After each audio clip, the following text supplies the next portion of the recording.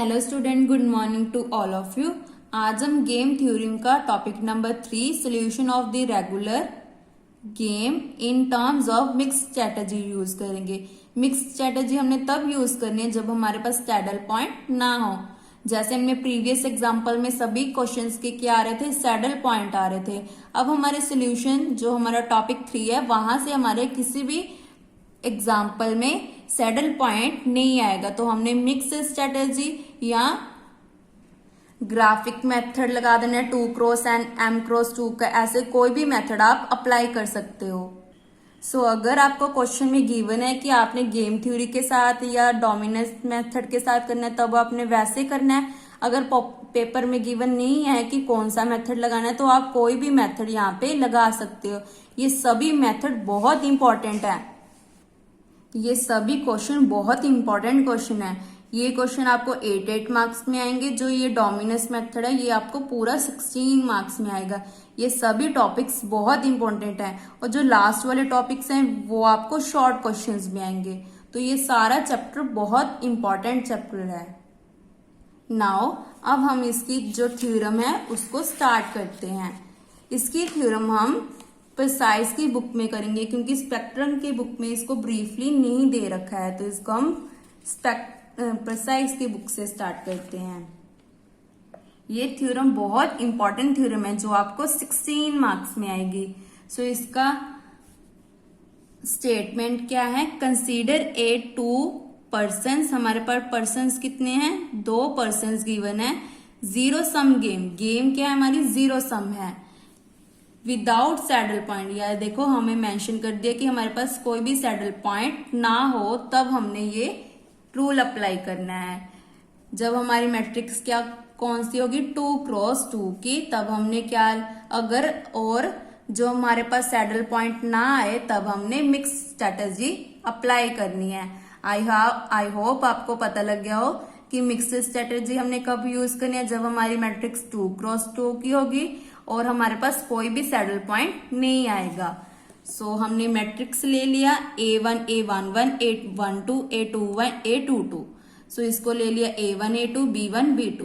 उसके बाद हमारे जो पॉइंट्स हैं वो क्या आएंगे, x1 upon x2 is equal to A22 minus A21 upon A11 minus A12। ऐसे y1 अपॉन y2 क्या आएगा, A22 minus A12 A11 minus A22। ऐसे वैल्यू ऑफ द गेम क्या आएगी। इसको याद करने का मेथड क्या है, x1 अपॉन x2 में हमने क्या करना है, यहां से स्टार्ट करना है, इधर से A22 माइनस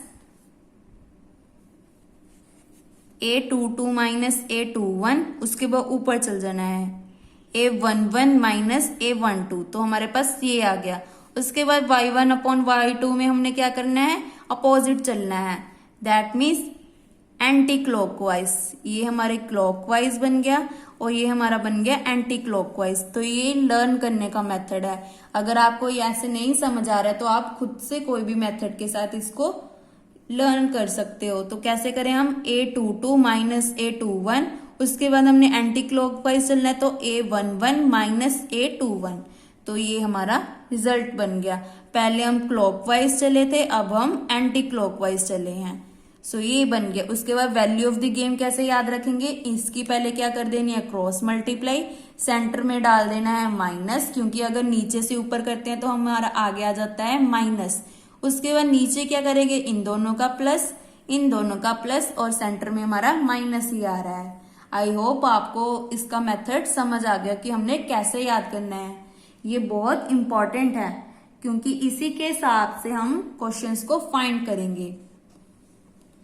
अब हम क्वेश्चन को स्टार्ट करते हैं। हमें गिवन क्या है कि x1 x2 और y1 y2 हमारी क्या है, मिक्स स्ट्रेटजी है। क्योंकि जब हमारी मैट्रिक्स 2x2 की होगी तब हमने मिक्स स्ट्रेटजी यूज करनी है। और अगर सैडल पॉइंट भी ना हो, बी हमारी चूज कर रहा है फर्स्ट स्ट्रेटजी, तो ये हम कैसे बनाएंगे, A11 multiply x1 plus A21 multiply y1। तो ये इक्वेशन आ गई, नहीं,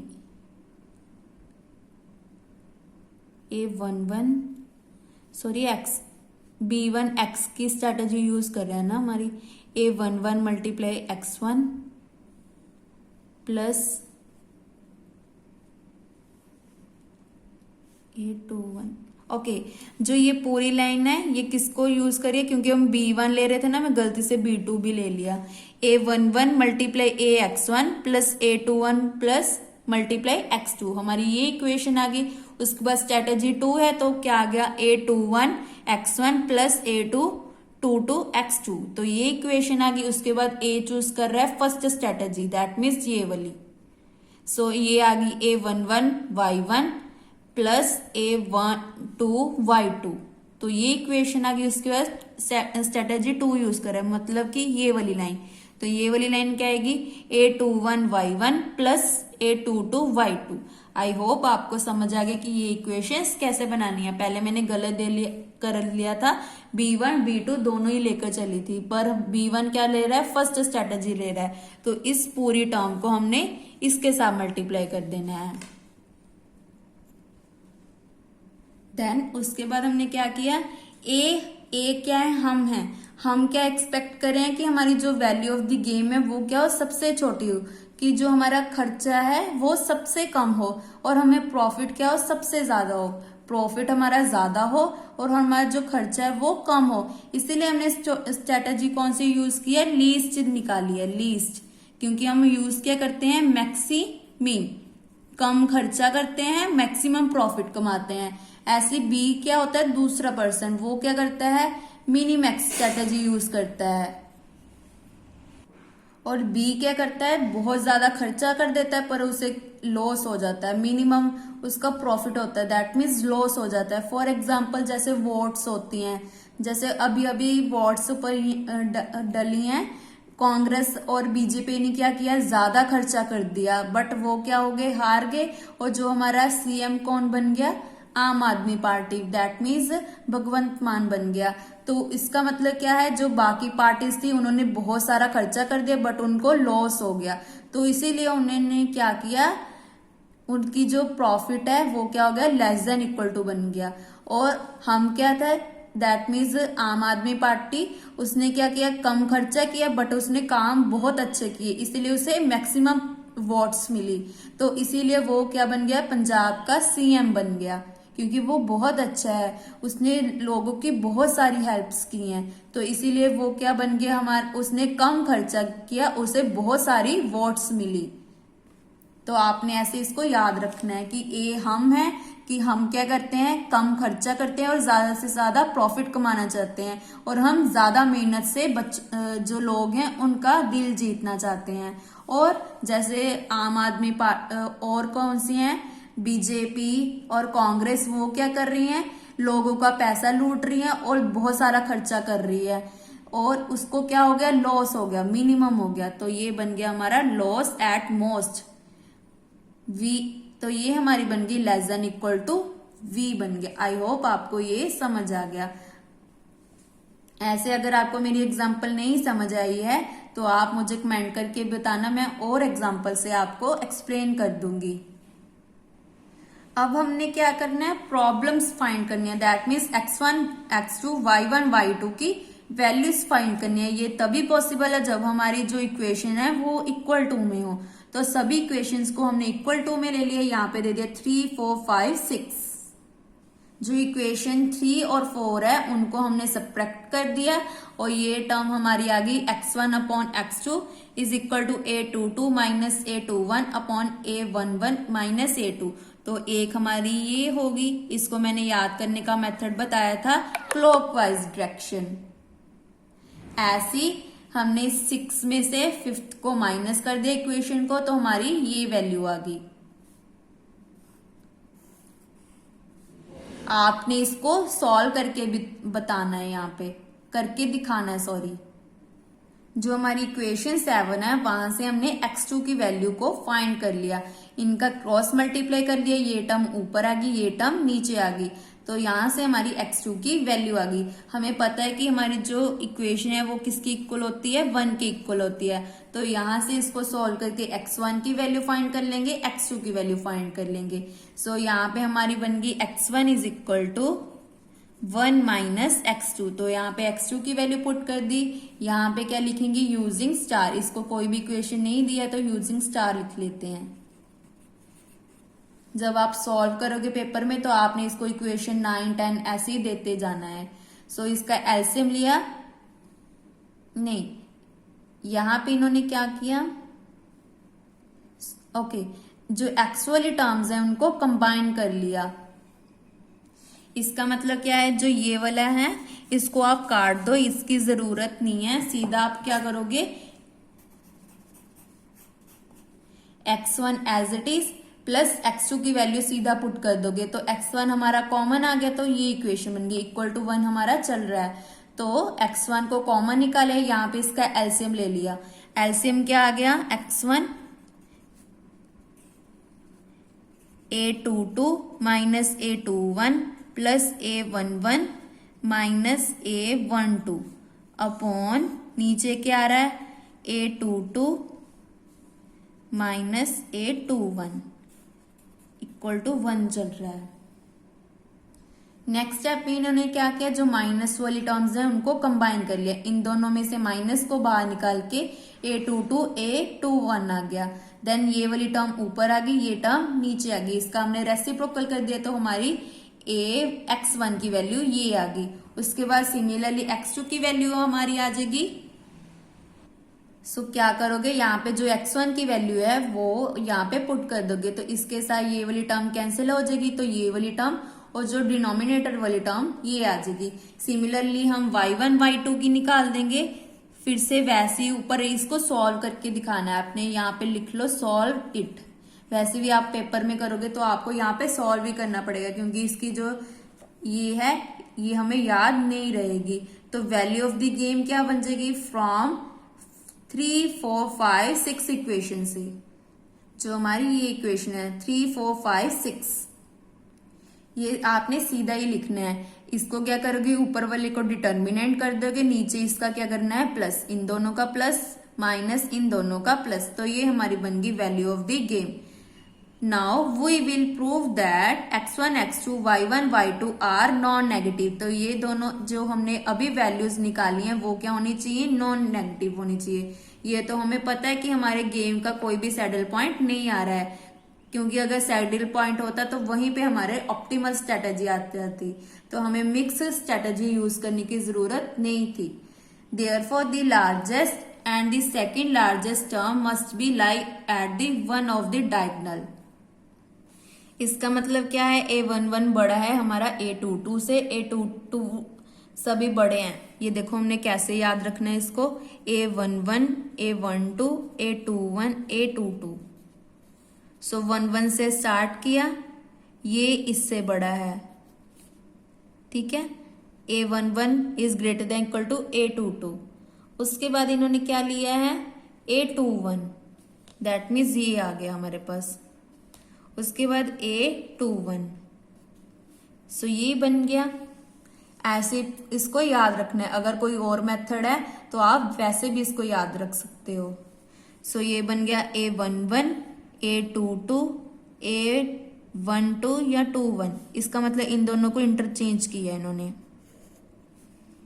उसके बाद हमने क्या किया है, a22 greater than equal to a11, that means इन दोनों को इंटरचेंज किया है, इन दोनों को यहाँ पे इंटरचेंज कर दिया, तो हमारा ये बन गया। इसको आगे लिख दिया, इसको पीछे लिख दिया। ये हमने पॉसिबिलिटीज कर रहे हैं, ये देखो पॉसिबल्स कर रहे हैं कि हमारी क्या क्या पॉसिबिलिटीज आ रही हैं। सो इसके बाद ये हमारा सेम आ गया। उसके बाद हमने क्या किया, यहाँ पे इन दोनों को इंटरचेंज कर दिया, तो हमारा ये आ रहा है, ये वाला। इसको आगे लिख दिया, इसको पीछे लिख दिया। उसके बाद ये टर्म एज इट इज और ये टर्म एज इट इज। ऐसे तो हमें कंफ्यूजन हो रही है, हम क्या करते हैं, इसको दोबारा करके देखते हैं। पहले हम एक रो को लेते हैं, a11, पहले ये यहां से ये लिया था, इसके बाद ये, फिर उसके बाद ये, ये बन गया। देन उसके बाद हमने क्या किया, इन दोनों को इंटरचेंज किया, A22 A11, बाकी टर्म एज इट इज आ गई हमारी ये वाली। सो ये हमारी एज इट इज लिख दी, इसका मतलब इससे हमारी ये आ गया। उसके बाद हमने क्या किया, A12 A21, इसका मतलब ये वाली टर्म आगे लिख दी, ये वाली टर्म हमने आगे लिख दी और ये वाली टर्म पीछे कर दी। देन फिर उसके बाद हमने क्या किया, इसको फिर से इंटरचेंज कर दिया, इसको इंटरचेंज कर दिया इसके साथ, तो हमारी एक रो कंप्लीट होगी। ऐसे हमें समझ आ रहा है कि पहले हमने ऐसे इसको सॉल्व किया, उसके बाद हमने क्या किया, इसको इंटरचेंज कर दिया, ये टर्म एज इट इज। उसके बाद जो फर्स्ट वाली थी इसको आगे ले आए, इसको पीछे ले आए, देन फिर से इसको इंटरचेंज कर दिया तो ये बन गई। अब हम इनको बनाते हैं पॉसिबिलिटीज को। इसमें हमने क्या किया, ये दोनों तो एज इट इज, इन दोनों को क्या कर दिया, इंटरचेंज कर दिया, इन दोनों को, इसको और इसको, तो ये आ गया हमारे पास।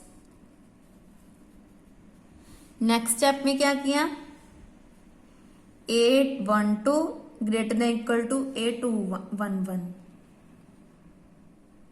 A12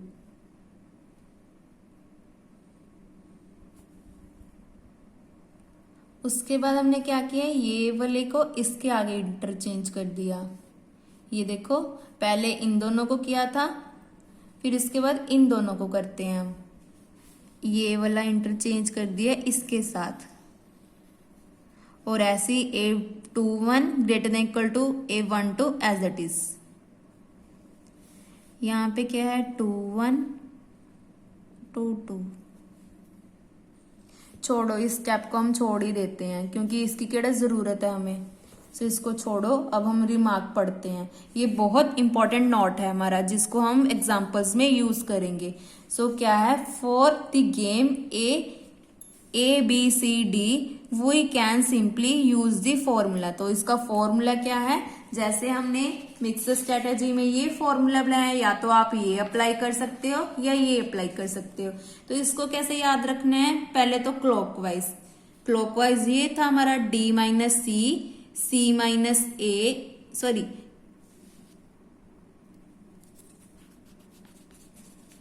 D माइनस C, उसके बाद A माइनस B, ये बन गया हमारा क्लॉकवाइज, अपॉन क्या आ गया R।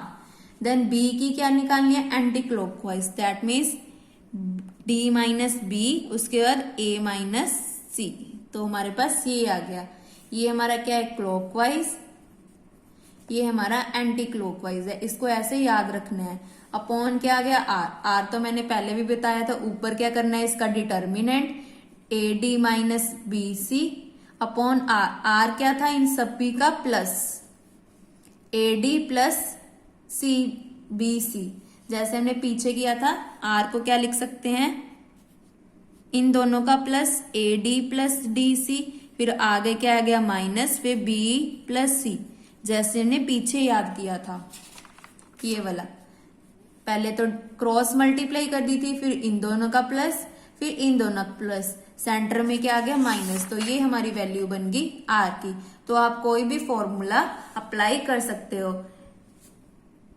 सो इसी के साथ हमारी जो थ्योरम है वो कंप्लीट होती है। नेक्स्ट वीडियो में हम 6th एग्जाम्पल करेंगे। Thank you.